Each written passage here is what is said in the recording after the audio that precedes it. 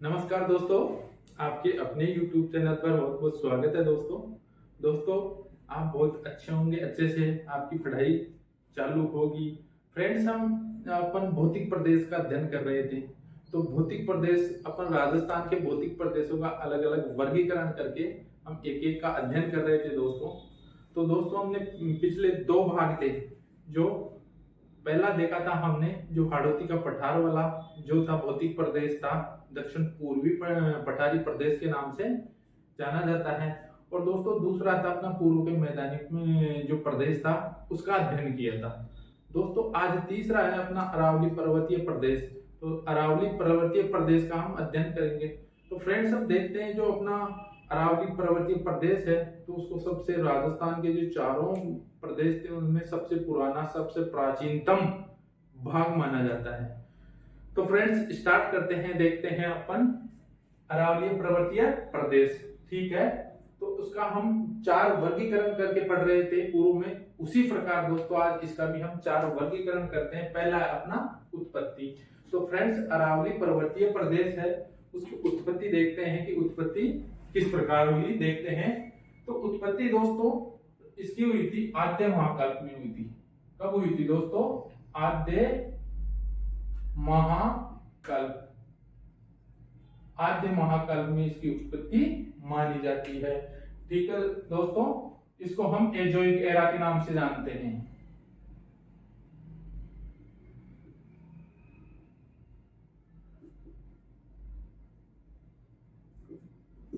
Azoic era के नाम से जानते हैं।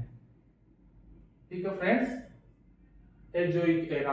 आगे देखते हैं दोस्तों, ये इसका काल देखते हैं। तो काल कौन सा था? Pre Cambrian.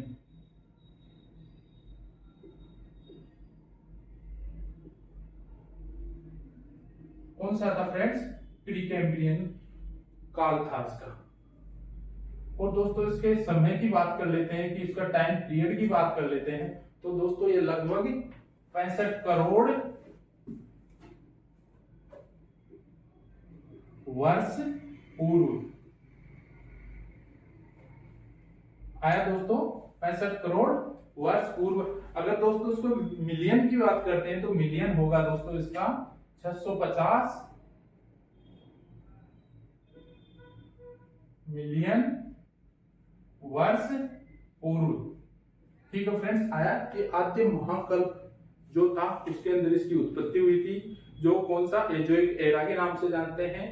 और इसको हम प्री कैम्ब्रियन युग के जो काल था उसके अंदर मानते हैं। जो सबसे पुराना है पृथ्वी पर, जो भी उत्पत्ति हुई है उसके अंदर सबसे पुराना, प्राचीनतम जो अपना अरावली पर्वतमाला है उसको माना जाता है। ठीक है फ्रेंड्स, आगे देखते हैं कि मूल रूप से जो अपनी अरावली पर्वतीय प्रदेश है, मूल रूप से अपने भारत का जो प्रायद्वीपीय पठार है उसका भाग माना जाता है।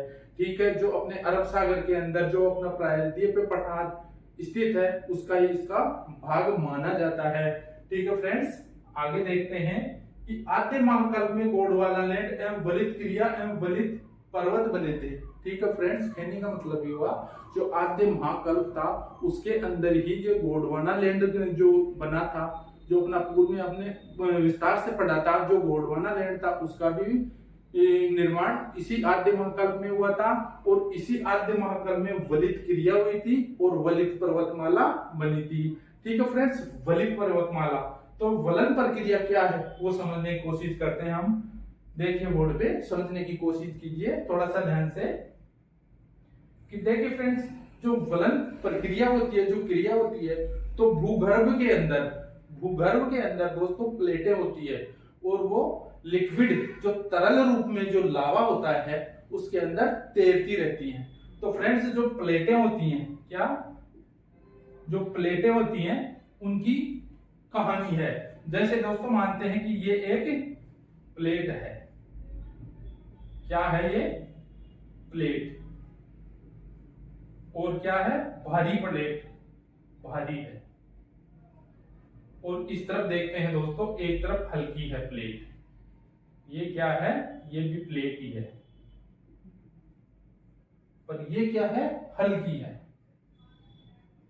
हल्की का मतलब आकार में और वजन में हल्की है। तो फ्रेंड्स देखते हैं कि इनकी जो लिक्विड अवस्था में लावा है, तो लावा के ऊपर ये किस तरफ, इस तरफ तैर रही है। इनकी गति क्या है दोस्तों, अभिसरण गति है। कौन सी है दोस्तों, अभिसरण, अभिसरण गति है। दोनों एक तरफ आ रही है, इस गति को क्या कहते हैं, अभिसरण कहते हैं। तो फ्रेंड्स अभिसरण होता है तो ये प्लेट है, जो भारी प्लेट है, ये भारी प्लेट है अपनी भारी प्लेट ये वाली है, तो ये भारी प्लेट इस प्रकार से, जो हल्की प्लेट है, जो हल्की प्लेट है अपनी हल्की प्लेट है, उसको ये ऊपर उठा लेती है।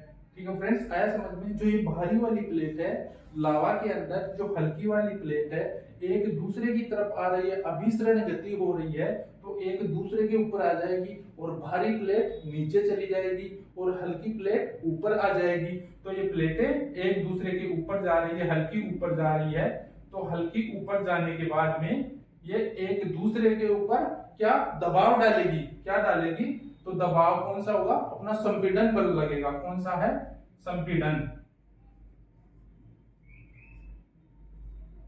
बल। कौन सा होगा दोस्तों, संपीड़न। एक दूसरे पर संपीड़न बल लगेगा, एक दूसरे के पास आएगी, गति कौन सी होगी, अभिसरण गति होगी।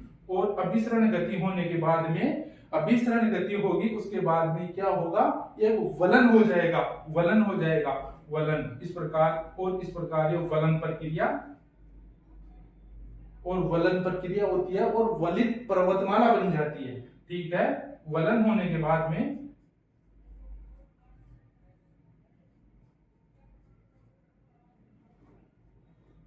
वलित पर्वतमाला।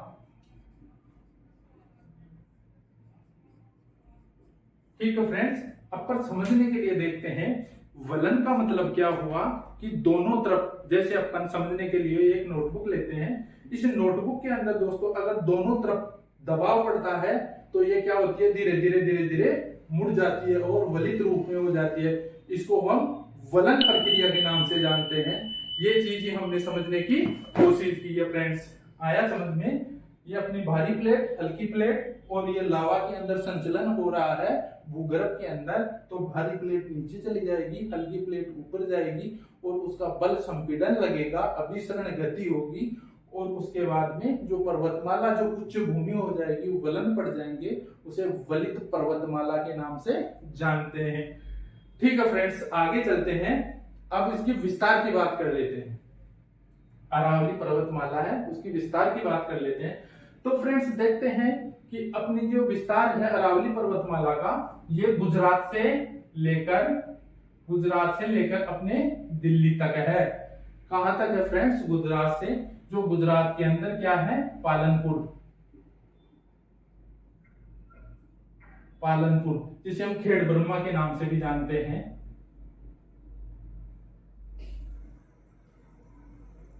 खेड़ ब्रह्मा भी लिखा होता है। और स्टेट कौन सा है, गुजरात। गुजरात से ये दिल्ली है अपनी। ठीक है फ्रेंड्स, आया समझ में। गुजरात से लेकर दिल्ली तक, दिल्ली में रायसीना की पहाड़ियां, जहां अपने राष्ट्रपति भवन है, कौन सी पहाड़ियां हैं, रायसीना की पहाड़ी, रायसीना की पहाड़ियों के नाम से जाना जाता है। तो गुजरात के पालनपुर खेड़ ब्रह्मा से स्टार्ट होती है अपनी अरावली पर्वतमाला, और कहां तक जाती है, दिल्ली तक जाती है। जो रायसीना की पहाड़ियां, अपने राष्ट्रपति भवन वहां निर्मित है, स्थित है दोस्तों। तो ये दोस्तों देखते हैं कि कितनी लंबाई है। ये दोस्तों कुल लंबाई है 692 किलोमीटर, 692 किलोमीटर लंबी है। ठीक है फ्रेंड्स, आया। तो अरावली पर्वतमाला विस्तार कहां से कहां तक है, अपने भारत की बात करते हैं तो भारत के अंदर गुजरात से लेकर दिल्ली तक स्थित है। और उसकी कुल लंबाई की बात करते हैं तो 692 किलोमीटर है दोस्तों। फ्रेंड्स हम आगे बात कर लेते हैं, अब राजस्थान की बात करते हैं। तो दोस्तों राजस्थान के अंदर जो अपनी अरावली पर्वतमाला है, उसको हम समझने की कोशिश करते हैं। तो फ्रेंड्स अपना राजस्थान का ये नक्शा है, इस नक्शे के हिसाब से हम पढ़ेंगे और थोड़ा सा समझने की कोशिश करेंगे दोस्तों, तो एकदम ये समझ में आ जाएगा, कभी आप मिस नहीं होगा, भूल नहीं पाओगे और कंठस्थ हो जाएगा। तो फ्रेंड्स हम देखते हैं कि ये अपनी अरावली पर्वतमाला है, ठीक है। देखते हैं कि ये वाली अरावली पर्वतमाला है, ठीक है फ्रेंड्स। आया समझ में?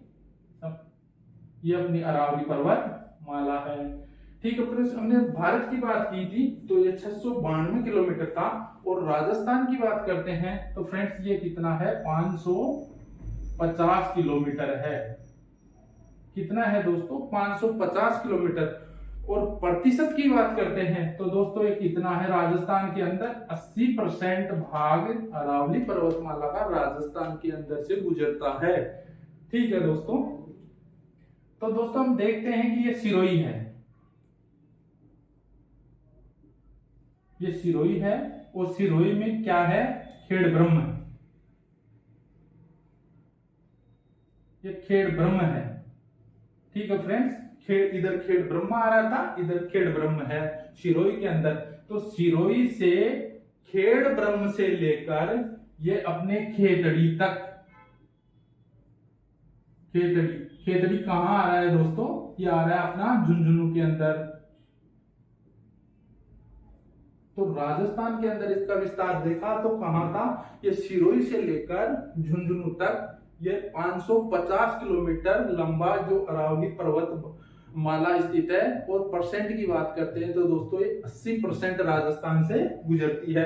फ्रेंड्स हम इसके जो तथ्य होते हैं उनको देख लेते हैं। राजस्थान की बात कर रहे हैं तो उसका सर्वाधिक विस्तार देख लेते हैं। जो अरावली पर्वतमाला है उसका सर्वाधिक विस्तार अगर जिले की बात करते हैं दोस्तों, तो ये दोस्तों है उदयपुर में। कहां पर है ये, उदयपुर में।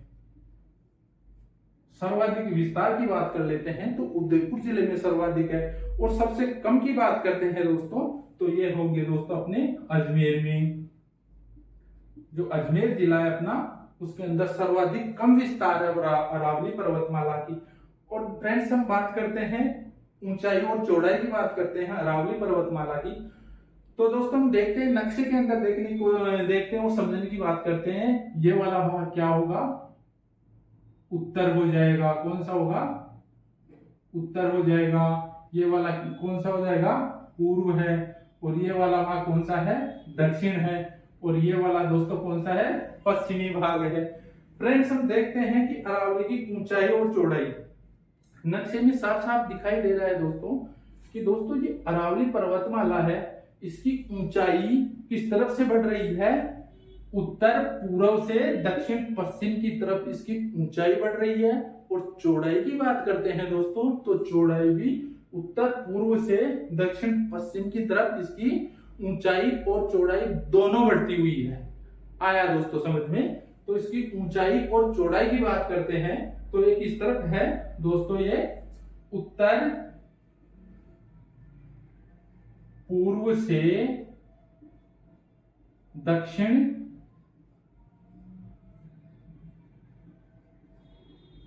पश्चिम की तरफ बढ़ रही है। आया दोस्तों, समझ में आया? सीधा सीधा है, थोड़ा सा समझने की कोशिश करोगे तो समझ में आ जाएगा। उसकी ऊंचाई किस तरफ हो रही है, इस तरफ से इस तरफ बढ़ रही है। और दिशा अपन अंकित करके देख सकते हैं, कभी जिंदगी में हम भूलेंगे नहीं कि इस तरफ से इस तरफ बढ़ रही है। तो दिशा कौन सी हो जाएगी, ऊपर उत्तर, और इस तरफ कौन सी हो जाएगी, पूरब, इस तरफ पश्चिम, नीचे दक्षिण। तो ऊंचाई और इसकी चौड़ाई दोनों इस तरफ से इस तरफ बढ़ रही है। ठीक है दोस्तों, आगे चलते हैं। अरावली पर्वत का पर्वतमाला है उसका विस्तार की बात कर लेते हैं। तो फ्रेंड्स हमने देखा कि इसका विस्तार किस तरफ है, गुजरात से लेकर दिल्ली तक। तो अपने राजस्थान की बात करते हैं तो राजस्थान में किस तरफ से है, ये दक्षिण पश्चिम से उत्तर पूर्व की तरफ अरावली पर्वतमाला का विस्तार है। ठीक है दोस्तों, आया समझ में? दक्षिण पश्चिम से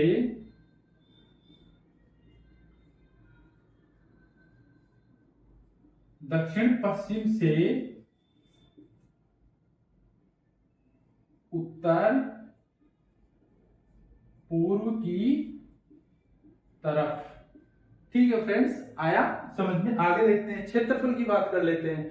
फ्रेंड्स क्षेत्रफल की बात करते हैं तो क्षेत्रफल अरावली पर्वतमाला है, उसका राजस्थान के कुल क्षेत्रफल का कितना प्रतिशत है दोस्तों? 9.3% भाग है। ठीक है फ्रेंड्स, आया समझ में। जो राजस्थान का कुल क्षेत्रफल है उसका परसेंट की बात करते हैं तो 9.3% अरावली पर्वतमाला का भूभाग स्थित है। दोस्तों हम भौतिक प्रदेशों की बात कर रहे हैं तो भौतिक प्रदेशों के अंदर इसका क्षेत्रफल की दृष्टि से कौन सा स्थान होगा दोस्तों? प्रदेशों के अंदर, भौतिक प्रदेशों के अंदर देखते हैं,